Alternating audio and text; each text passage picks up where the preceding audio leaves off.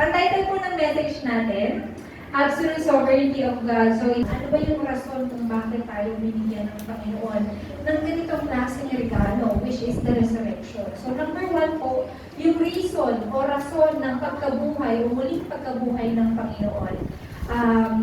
Sinabi po dito na ang pagkabuhay ng Panginoon ang sumisimbolo sa katuparan ng pangako ng Diyos. Nakasaad po sa unang Corinto 15:3 hanggang 4. Ano po sabi dyan? Babasahin ko po para sa inyo. Sapagkat ibinigay ko sa inyo bilang pinakamalaga sa lahat ang tinanggap ko rin, na si Kristo'y namatay dahil sa ating mga kasalanan, tulad ng sinasabi sa kasulatan. Inilibing siya at uling nabuhay sa ikatlong araw, tulad din ng sinasabi sa kasulatan. This means na kailangan kong maganap ang kamatayan ni Jesucristo upang maganap ang kasulatan. Ibig sabihin po ng kasulatan nito, pangako ng Panginoon. Therefore, kung ito po ay lahat naganap, dito po natin mapapatunayan na ang Diyos ay totoo. Amin po ba? Ang Diyos ay tunay at tapat po sa kanyang mga pangako. So, isa po sa mga pangako niya ay ibapadala niya si Jesucristo dito sa lupa. At siya ay mamamatay din. Bakit po? Ito pong dahil ang kamatayan na ito ang nagbibigay po hustisya sa pag-ibig niya sa atin. Dito po ipinapakita yung cross mismo, ipinapakita yung pag-ibig ng Panginoon sa atin. So, yung resurrection po na ito, this means victory. Eternal victory. Saan po? Sa lahat po ng bagay. Ibig sabihin ng kamatayan ni Jesus sa krus ay pagtapos sa lahat ng bagay. Pagtapos sa lahat ng ating kasalanan. Marami po sa atin na nagsasabi, usually lip service lang eh. Oo, alam ko namatay si Jesus sa krus. Diba po? We are celebrating Resurrection Day. Diba po? Pero wala sa pananampalataya nila, wala sa pananampalataya natin na talagang si Jesucristo ay namatay para sa akin. It's just a knowledge. Tama po ba? Knowledge lang siya. And walang faith. Di ba po? So bilang mga anak ng Diyos, kailangan po yung kamatayan ni Jesus sa krus, dapat mailagay po natin sa ating pananampalataya. So that this covenant na na-fulfill ng Panginoon ay maipasa po natin sa next generation.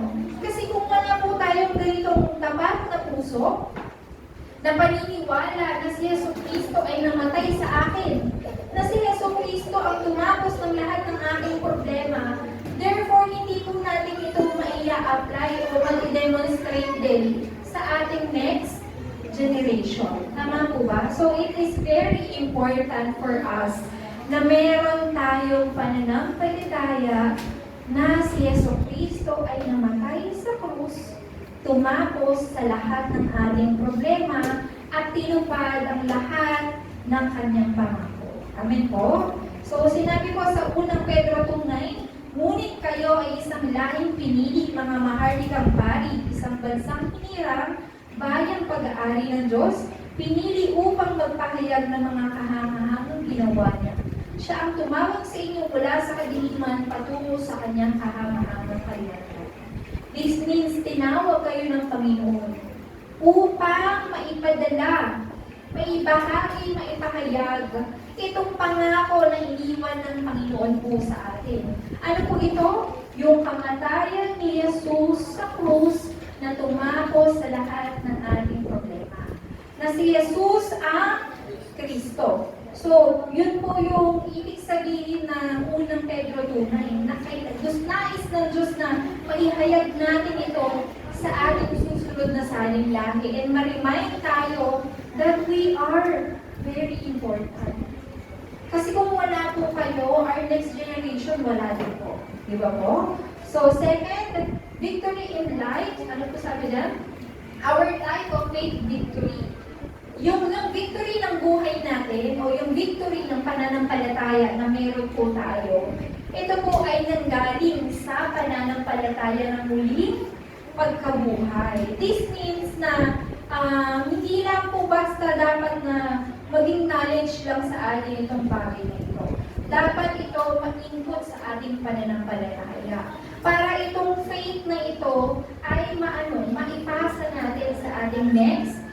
generation. Kapag nagawa po natin yon, that is called victory, true victory. Amen po ba? Amen. So, one example po. Isang halimbawa po, o magbibigay po ako ng mga example, ayan. So, 40 years in the wilderness. As you all know, ito laging sinasabi po ng pastor natin, di ba po? Yung mga Israelita na nakalaya sa Egypto, yung travel nila going to Canaan, it will only take you 2 weeks lang dapat yan kahit maglakad ka lang eh. Tama po ba? Kasi nung time na yun, wala pang sasakyan eh. Di ba po? And sa dami nila, hindi naman lahat sila merong kabayo o kamelyo para magdala sa kanila sa Canaan. Pero whether ano man ang gamitin nila para makapunta ng Canaan, it will only take you 1 to 2 weeks lang. Di ba po? Pero sila, umabot sila ng 40 years sa disyerto bago makarating ng Canaan. So, ano po ang reason bakit nangyaring 40 taon? It is because of their unbelief. Dahil sa kanilang kawalan ng tiwala sa Panginoon. You know, minsan po sa atin, nasanay na tayo kasi na mayroong hindi pagtitiwala eh. Isa po ito sa mga resulta ng kasalanan o original na kasalanan natin sa Panginoon. Yung kawalan natin ng tiwala sa Panginoon. So, 40 years sila sa wilderness, paulit-ulit, makaka-receive sila ng blessing, and then, pag may konting problema, anong nangyayari? Wala sila ng tiwala. So, the more na, lalo silang tumatagal na makapasok sa Canaan. Di ba po, napakaraming pinagdaanan ng mga Israelita bago makarating ng Canaan. So, isa pa po, si Abraham. He is called the ancestor of faith. Tama po ba? Siya ang ama ng pananampalataya. Pero bago po siya matawag na ama ng pananampalataya, napakadaming beses po na nawalan ng nadaya si Abraham. Napakaraming beses na hindi siya nagtiwala sa Panginoon. Pero he is called the ancestor of faith. Kumbaga, sa dami ng pinagdaanan niya na nawalan siya ng pagtitiwala sa Panginoon, subok na yung pananampalataya niya sa Panginoon. So imagine ourselves po. Imagine tayo. Napakadaming beses na din po natin na nawalan ng tiwala sa Panginoon. Maraming beses na tayong nadapa, nakalimutan ng Panginoon, pero alam niyo po, saan po kayo, kung nasan po kayo ngayon? Nasa harapan po pa rin kayo ng Panginoon. Amen po ba? That means na katulad ni Abraham at ng mga Israelita sa panahon na 40 years in the wilderness, ganun din po tayo. Sinusubok ang ating pananampalataya. Sinusubok ng Diyos ang ating pananampalataya. Pero always remember po, ang Diyos, hindi po siya nagpapunish. Ano po Tagalog ng punishment? Parusa. Hindi siya nagbibigay ng parusa kahit na tayo po, napakakulit natin, nawalan tayo ng pananampalataya ng paulit-ulit, nakakalimutan natin na anak pala ako ng Diyos, may Diyos pala ako, nasa akin pala si Jesus. Ang Diyos, sa halip na parusa ang binibigay sa atin, sa kakulitan natin, ano kung binibigay niya? Continuous healing of our unbelief. Ano po yun? Kasi every time na sinusubok tayo, dito natin nauunawaan ang plano ng Panginoon. Lalo tayong tumitibay sa pagtitiwala sa Panginoon. Amin po ba? Kaya sa halip na parusa, ang kaloob ng Panginoon sa atin, kahit na tayo ay talagang hindi karapat-dapat sa Kanya, binibigyan niya tayo ng patuloy na kagalingan ng ating hindi pagtitiwala. Tama po ba? Naranasan niyo na po ba yun?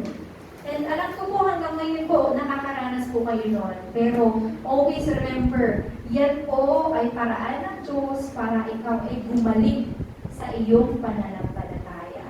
Bakit po? Kasi ang Diyos, lagi po siyang tama. Lagi po siyang matuwid. Di ba po? Kahit na sa paningin natin nasasaktan tayo, pero yan po ay matuwid sa Diyos. Kasi sinusubok niya ang ating pananampalataya, most especially sa paano paraan, every time na nakakarinig po kayo ng salita ng Diyos.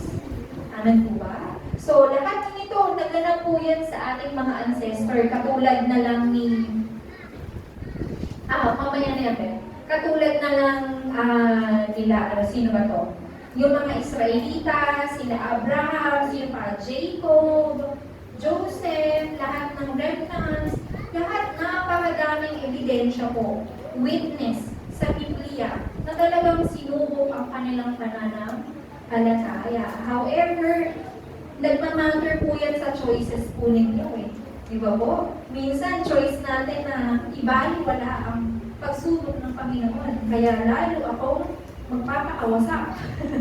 Di ba po? Lalo akong magpapakabaliw sa problema ko. Instead of running towards God, na talagang nagbibigay ng panibagong buhay sa atin. So, lagi po natin tandaan po yan na ang Diyos, ang laging nais po sa atin ay yung ikabubuti po natin. Amen po. So, dahil nga sa salita at lahat ng ito ay pangako na tinupad ng Panginoon, noong panahon na yan, marami lang po ang mga namatay, pero still, marami rin po ang mga nanatili.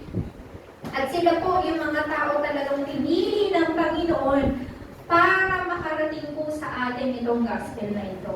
Imagine kung lahat sila namatay. Imagine kung wala sa iisa sa kanila ang nakarating ng Kanaan.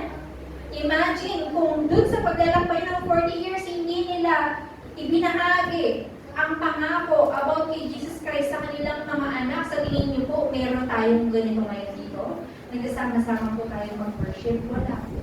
Pero lahat ng plano ng Diyos ay tama. At matuwid. Ang lahat ng plano ng Diyos po ay sapat po palagi sa atin. Kaya may mga pinipili siya, itinitirang mga tao para manatili itong gospel na ito at maipasa natin sa ating next generation. So, number 3, it is God's will for us.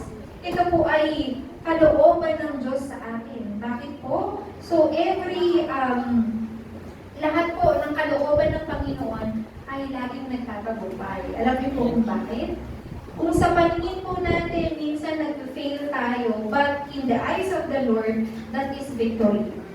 Kagaya po ng sinabi ko kanina, yung minsan na failure sa atin, that is the victory. Victory po yan ng Panginoon sa atin kasi hinihil niya tayo. Ikinutuwid niya tayo, pinalalakas niya tayo, at ikinokorek niya tayo. Amen po ba? So lahat ng yan, kaloob ng Diyos kay Abraham, kay Jacob, kay Moses. So kahit na sila ay dumaan sa napakaraming pagsubok, sinubok ang kanilang pananampalataya, still, they chose na manatili dun sa faith na meron sila na darating ang Mesiyas. Kaya po nakarating sa atin ang gospel. Binigyan sila ng Diyos. Isa na po pinigay sa kanila ng Diyos. Despite of all the challenges, lahat ng pagsubok na pinagdaanan nila, iisa lang po ang pinakatumibay sa kanila. Ano po ito? Yung pananampalataya. At yung pananampalataya na ito ang nag-overcome ng lahat ng bagay, even the temptation of Satan. Lahat ng yan, ginamit ng Diyos para saan po? Yung mga bagay na nararanasan natin, yan po ay para pagalingin tayo sa ating mga unbelief, also to break Satan's power, to save and heal the world, and lastly, to enjoy, para ma-enjoy natin yung victory, lalong-lalo na kapag tayo ay nagkakaroon ng pagtukso ng mundo ito. Diba po? So, yan po yung mga bagay na nais makita sa atin ng Panginoon. Ini-enjoy natin yung ating mga identity and authority bilang mga anak ng Diyos and bilang mga ancestor of faith ng Panginoon. Amen po? Amen. So, yung scripture na pinasa po natin today, we go on to our main message po. Yung scripture na pinasa natin today ay about King David's confession. So, kung makikita niyo po, napakaganda ng confession ni King David, no? It's amazing na lumabas lahat yun sa bibig niya. Lahat ng lumabas sa bibig niya ay talagang nagre-reflect po dun sa kanyang pananampalataya. Imagine kung tayo po may ganong klaseng pananampalataya. Ano na lang po bang kailangan natin? Parang wala na. Kung naniniwala siya na ang lahat po ay nasa kamay ng Panginoon. And ito po yung dapat na meron tayo. Paniwalaan natin na ang lahat ng bagay ay nasa kamay ng Panginoon. Even po yung salvation na meron tayo ngayon, yung salvation na meron tayo ngayon, lahat po ng yan ay hawak ng Panginoon. Di ba po? Kahit na hindi ako marapat-dapat, still, pinili niya ako na mapasama dun sa plano niya na kaligtasan sa bawat isa. Amen po? Amen. So, siya ang Panginoon ng lahat. Kasi siya po ang may-ari ng lahat. Ayan, pakibasa nga po, unang Chronicle 29:14. Sige po, basahin natin. Sa inyo ang kadakilaan, ang kapangyarihan, ang karangalan at pagtatagumpay, sapagkat sa inyo ang lahat ng nasa langit at nasa lupa. Sa inyo ang kaharian at kayo ang dakila sa lahat. So, ito po yung pananampalataya na mayroon si David. Hindi lang pananampalataya pag paniniwala. Kaya naman, ang napakalakas ng pagkilos ng Diyos kay David. Di ba po? So, kung ganito po klase ng pananampalataya ang meron tayo, for sure, if we allow the Lord na siya yung maging true owner ng ating buhay, siya ay kikilos sa ating mga buhay. Amen po ba? Amen. He is the sovereign of all salvation. Pati po yung plano niya, pati yung mga accomplishment na magaganap po sa ating mga buhay, lahat po ng yan ay nagmumula sa Panginoon. So sabi niya sa verse 12, sa inyo nagmumula ang kayamanan at ang karangalan, at kayo ang naghahari sa lahat. Taglay niyo kapangyarihan at kadakilaan, at kayo ang nagbibigay ng lakas at kapangyarihan sa lahat. Diba po? So, kailangan nating malaman na ang lahat ng bagay dito po sa mundo, it is only God who creates everything. Amen? So, number 3, next po, number 3. So, ano po yung reason ng pagpapadala sa atin ng Diyos ng Holy Spirit? Ano yung reason bakit kailangan na sinabi niya na dapat makasama natin ang banal na Espiritu? Basahin nga po natin yung Roma 8:15. Sapagkat hindi Espiritu ng pagkaalipin ang inyong tinanggap upang kayo'y mamuhay sa takot. Sa halip ang inyong tinanggap ang Espiritu ng pagkukup upang kayo'y gawing mga anak ng Diyos, kaya tayo'y tumatawag sa Kanya ng Ama, Ama ko. Same thing, parehas lang po yan sa Galatia 4:6. Kayo'y mga anak ng Diyos, isinubo niya ng Espiritu ng Kanyang anak sa ating mga puso, na tumatawag sa Diyos ng Ama, Ama ko. Pinadali niya sa atin ng Holy Spirit para matawag natin ang Diyos na Ama. Pinadala niya sa atin ang Holy Spirit para madali tayong makalapit sa Ama. You know, it's amazing na pwede natin tawagin ang Diyos na Daddy, Ama. Diba po? Aking Ama. Bakit po? Same thing. Dito po sa lupa, yung mga magulang niyo, di ba po natatawag mo magulang? Sila may responsibilidad po sa inyo. Kapag may kailangan kayo, you can come to them. Tinatawag niyo ang kanilang mga pangalan na daddy, tatay, ama. Tama po ba? So, ganun din po. Yung ibinigay sa atin ng Panginoon, we cannot come to God unless we have the Holy Spirit. Bakit po? Kasi sabi nga po dun sa the way of salvation natin, di ba po? Kapag tinanggap po si Yesu Cristo, bibigyan ka niya ng karapatang maging anak ng Diyos. Pag sinabing anak ng Diyos, isa sa mga blessing is yung guidance and working of the Holy Spirit. So kapag nasa iyo ang Holy Spirit, you can call God na Ama, aking Ama. Di ba po? So tandaan po natin yan, napakadali. Laging sinasabi sa atin ni Pastor yung verse, ano ko yung verse na ano? Hindi pa kayo tumatawag. Tama po ba? Ano po yung verse yun? Sa John, tama po ba? Hindi pa kayo, hanggang ngayon, hindi pa kayo tumatawag sa akin. Kasalanan niyo pala eh. Hindi pa kayo tumatawag, tapos magre-reklamo tayo. Nakalagay po dyan, no? Pwede natin siyang tawagin Ama. Di ba po? So, He has accomplishing will accomplish all things in Christ. Ano po ibig sabihin nito? Lahat po ay talagang tinutupad ng Panginoon. Bakit natin kailangan maniwala? Kasi nangyari na naganap na po. Therefore, isa sa mga pangako po niya is yung muli niyang pagbabalik. Next, sabi po niya, basahin natin yan. He has accomplished, accomplishing, will accomplish, para past, present, future. Tinupad niya, tutuparin niya, tama ba? Tinupad niya, tinutupad niya, tutuparin niya. Ginawa niya, gagawin niya. Tama po ba? Amen po? So, nakalagay po dyan, yung accomplishment ng salvation natin, yung katuparan ng ating kaligtasan, nandun na po lahat yun eh. Natanggap na natin lahat. Nung tinanggap natin si Jesus sa ating puso, dito po muling nabuhay si Jesus Cristo sa buhay natin. This means na-restore natin yung buhay o tunay na buhay na nawala sa atin nung tayo ay nagkasala sa Diyos.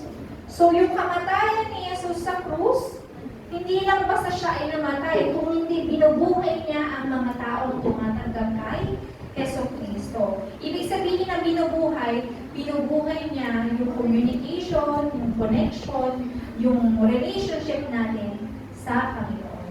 So katulad po niyan, he performed the 3 titles.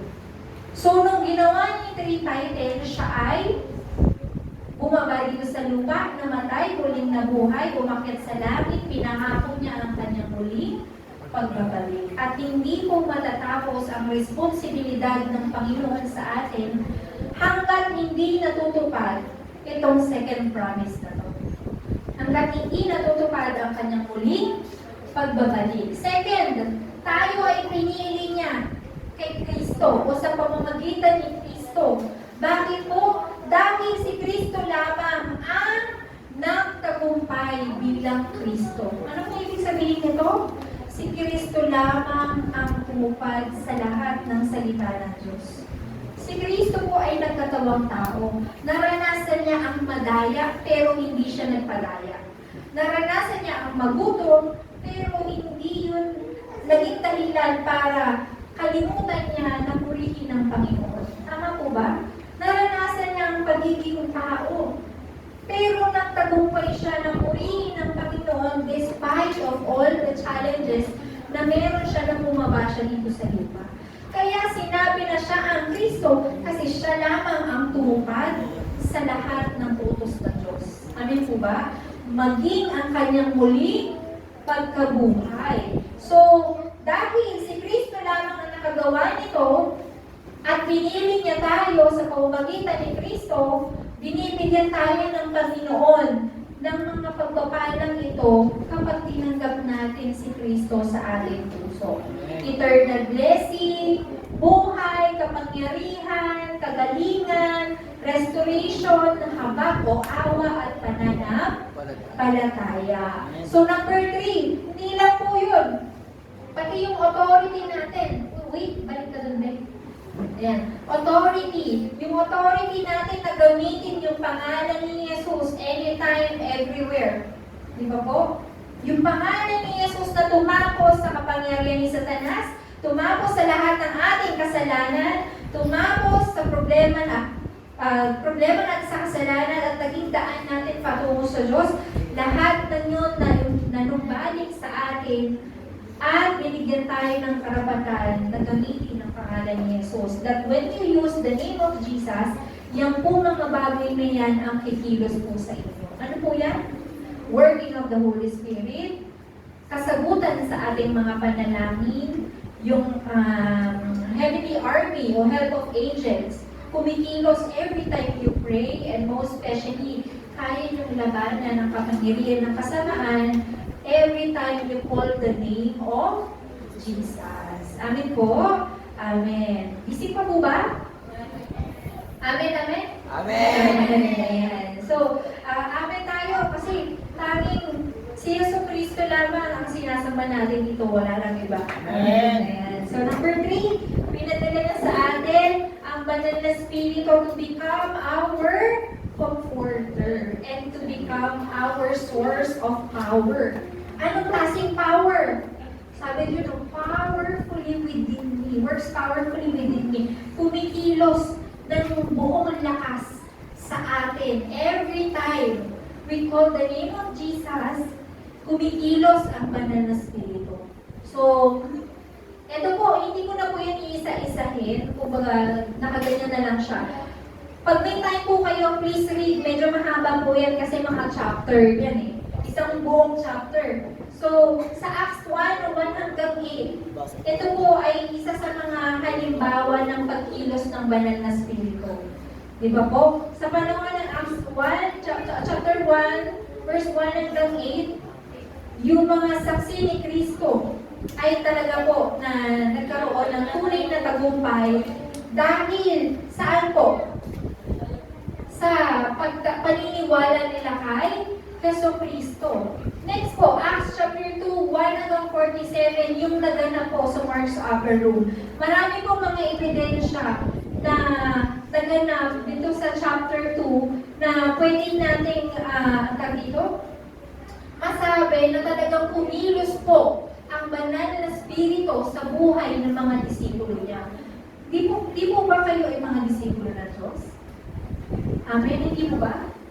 Amen. Tayo po may disipulo ng Diyos? Amen. Amen. So, bakit po hindi kikilos ang Holy Spirit sa atin? Di ba po? Sa kanila kumilos. Sa atin, bakit hindi? Di ba? Magmula pa lamang po, sabi dito sa Acts chapter 3, magmula pa lamang sa mga himalang naganap po dyan, hanggang sa pagkilos ng Diyos sa buhay ng mga disipulo, ito po ay nagresulta ng pagpapatayo ng Antioch Church. Ibig sabihin po nito, maraming mga buhay ang nailigtas sa pamamagitan ng pagbabahagi ng salita ng Diyos. So sa chapter 13, mga misyonaryo na ipinadala ng banal na Espiritu, si Saulo, si Paul, at saka si Bernabe, sila po ay mga naging misyonaryo na ipinadala ng Diyos upang may palaganap ang salita ng Diyos. So, hindi nila yung magagawa without the filling of the Holy Spirit or working of the Holy Spirit. Sa chapter 16, ito po yung turning point nila na kung saan gusto kasi pumasok ni Pablo sa Asia. Pero hindi sila pinahintulutan ng banal na Espiritu. Bakit po? Kasi merong ibang plan ang banal na Espiritu. Kaya sila po ay nakarating sa Macedonia at sa Pilipay. Doon nila nakilala si Lydia.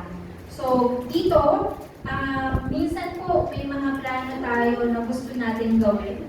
Pero inililiis tayo ng Panginoon kasi mayroong ibang plano sa atin ang Panginoon. Lalo na po, when it comes to evangelism, makikita po natin yung pagkilos ng Holy Spirit kapag nagbabahagi tayo ng salita ng Diyos. I heard last time po si Jomar and si Daphne sumama sa Biason Kowe Pastor Mar. Di ba po? And also Rendel, sorry. Sorry naman, tumagtambo. Ayan. So, I am very glad po, isa-isa po kayo na nararanasan ninyo yung field, yung pagkilos ng Holy Spirit sa field. And some of you can you can ask Pastor Marco na kung gusto niyong sumama sa Biason para maranasan niyo po ang So, yung mga experiences niyo po doon, may i-apply niyo po yun dito sa field po natin dito sa NHP. Amen po. Amen. So, chapter 19 hanggang 28. Dito naman po, kumilos naman po ang Diyos. Ang banal na Espiritu sa Roma, sa Bana, hanggang sa dulo ng daigdig. So, to make it short, ang kaharian ng Diyos ay nag-e-expand. At ito po ay lubos na kinagagalak ng Panginoon.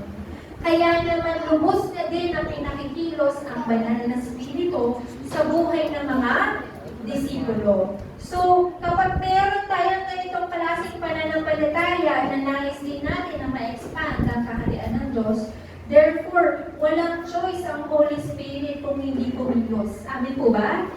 Amen. So, lahat ng ito, pwede natin makita sa buhay po ng pastor natin. Diba po? Alam niyo po yung pastor natin, taga saan po yung pastor natin? Korea. Hindi siya taga Pilipinas. Pero yung puso niya, pananampalataya niya, nasa Pilipinas.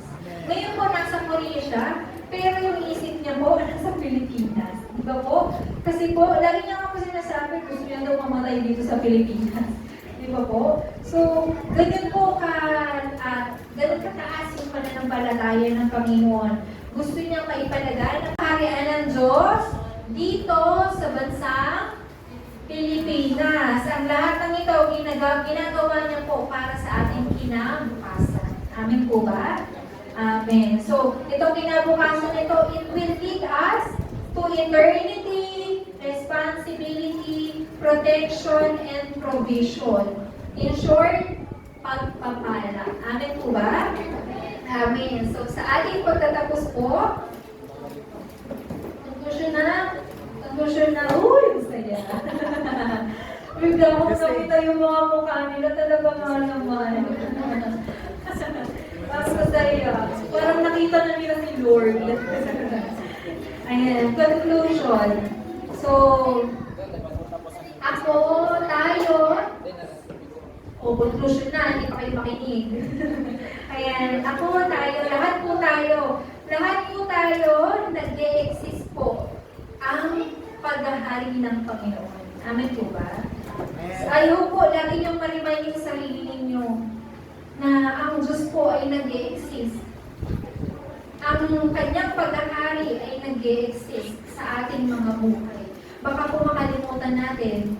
Di ba po? Pag nakakalimutan kasi natin, nakakagawa tayo ng kasalanan. Di ba po? So, lahat po tayo mamamatay. Darating tayo sa puntong yun. Doon natatapos yun. Pero, yung buhay at kamatayan sa loob ng paghahari ng Diyos, wala po katapusan. Amen po ba? Amen. This means na whether pag namatay man tayo ngayon, binubuksan natin ang ating mga mata sa walang hanggang, walang hanggang paghahari ng Panginoon. Hanggang ngayon naman habang buhay tayo, ang Diyos po ay naghahari. So, kapag ganito po ang naiisip natin, ginagawa natin, wala tayong ibang choice kung hindi magpasalamat at magpuri sa Panginoon. Reverence.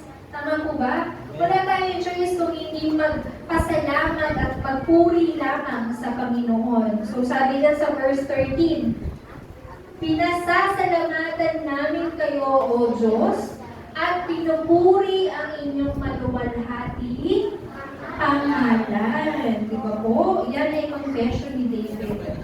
So, I hope po, every one of us po, makita natin, maranasan natin yung ganitong klaseng confession na ang Diyos lamang ang naghahari sa lahat ng bagay, kaya salamat Panginoon.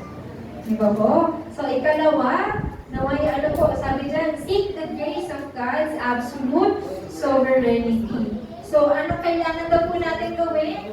Lagi nyo lang po hanapin ang paghahari ng Diyos po. Hindi lamang sa buhay natin, but sa lahat, sa paligid natin, sa ginagawa natin, sa ating kapwa, sa church, sa lahat ng bagay. Laging ang titignan nyo lang ang Diyos ang naghahari sa lahat ng bagay. Amen po? Amen. So, number 3, bakit nag-iba yung font niya? Number 3, sabi niya, build a partisan of faith. Ito yung una natin dapat gawin. Kailangan natin itaguyod o magtayo ng partisan of faith. Yung pananampalataya daw natin, kailangan natin itayo na parang isang tore na hindi nagigiba. Yung pananampalataya natin, kailangan natin itayo kasing tibay ng isang tore. Amen po ba? Amen. Saan po kailangan natin itong itayo? Sa ating mga sarili, sa simbahan, at sa field. Sabi dyan, kapag ginawa natin to, yun na yung katapusan. Di ba po? Bakit po? Kasi surely, this will relay sa ating next generation. Kapag itinayo niyo yung partisan nyo ng ganun katibay, lahat ng mga remnants, titignan na lang yun and makikita nila, ito ang katibayan ng ng ito ang katibayan ng isang tao na may lubos na pananampalataya sa paghahari ng Diyos. Amen po ba? Amen. So, naway lahat po tayo, ma-enjoy natin yung blessing na to. Yung blessing ng tower ng paghahari ng Diyos. Kung saan itinatayo sa'yo, sa akin, sa lahat sa atin, sa ating field, yung simbahan na tangkil. Ibig ko pong sabihin, sa lahat po ng ginagawa ninyo, lagi nyo lang pong isipin yung paghahari ng Panginoon. Kapag ginawa niyo yun, may tatagpo nyo doon yung bertisan na sinasabi ko po sa inyo. Amen po ba? Amen. So maraming salamat po. Isang malakas